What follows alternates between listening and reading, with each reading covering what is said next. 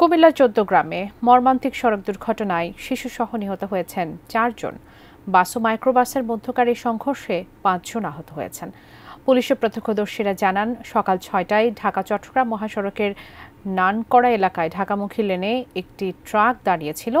এ কারণে ওই লেনে আসতে থাকা মাইক্রোবাসটি গতি কমিয়ে দেয়। এ সময় পেছনে থাকা স্টার লাইন পরিবহনের একটি বাস প্রচণ্ড গতিতে মাইক্রোবাসটিকে ধাক্কা দেয়। এতে মাইক্রোবাসটি রাস্তা থেকে ছিটকে খাদে পড়ে যায়। ঘটনাস্থলেই মাইক্রোবাস চালক ও এক শিশুসহ ৪ জনের মৃত্যু হয়। নিহতরা হলেন ফেনীর দক্ষিণ লক্ষ্মীপুর গ্রামের মামুন, তার ৫ মাসের ছেলে সাইমন, তার শাশুড়ি মাজেদা বেগম এবং মাইক্রোবাস চালক আলাউদ্দিন হাজারী।